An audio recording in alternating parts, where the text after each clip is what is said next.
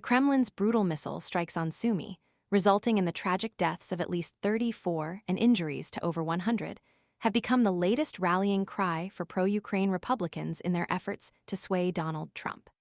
These lawmakers are leveraging the undeniable horror of the double-tap attack, a chilling demonstration of Russia's disregard for human life, to pressure the former president into adopting a far more assertive stance against Vladimir Putin. Their argument hinges on the simple, yet potent, proposition: increased pressure on Putin is the only viable pathway to a lasting ceasefire. The delicate dance of political persuasion is underway. Republicans are acutely aware of the political landscape and are meticulously crafting their messaging to resonate deeply with Trump's core base, particularly the religiously conservative segment. This strategic approach is rooted in past successes. A prior campaign, highlighting the systematic persecution of Christian groups in eastern Ukraine, proved instrumental in overcoming Republican resistance to the substantial $61 billion supplemental funding bill for Ukraine, a critical measure designed to bolster Ukraine's defenses and replenish depleted U.S. weapons stockpiles.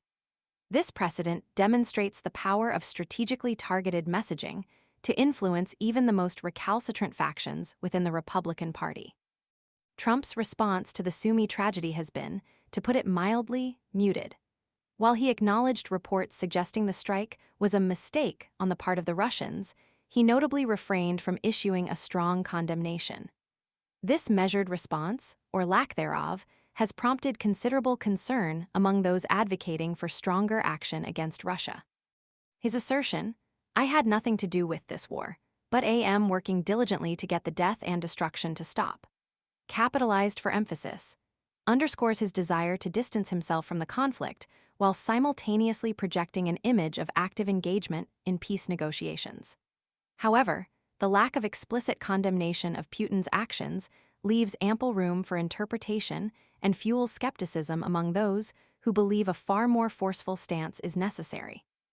Zelensky's invitation for Trump to visit Ukraine and witness firsthand the devastation wrought by the Russian attacks was met with a firm, yet indirect, rejection. This refusal, while not entirely surprising, further underscores the challenges faced by those seeking to push Trump toward a more hawkish position.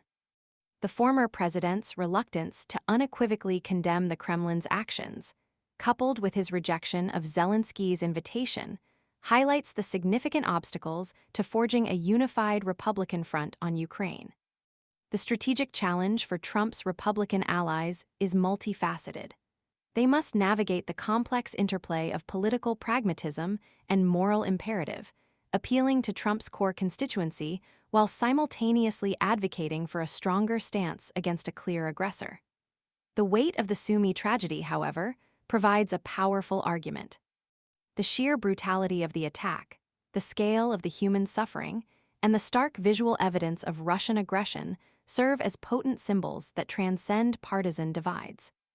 The coming weeks will be crucial. The pressure campaign on Trump will undoubtedly intensify, with Republican lawmakers employing various strategies to sway his opinion. The success of their efforts will depend not only on their persuasive skills, but also on the evolving political landscape, the trajectory of the war itself, and, perhaps most significantly, on Trump's own calculus of political expediency and long-term strategic goals. The Sumy missile strike serves as a potent reminder of the human cost of inaction, and the pressure is mounting on all sides to find a resolution that effectively addresses the root causes of the conflict while minimizing further suffering. The question remains: will the weight of this tragedy finally compel Trump to embrace a more forceful approach towards ending Putin's aggression? The answer will have profound implications for the future of the conflict and the broader geopolitical landscape.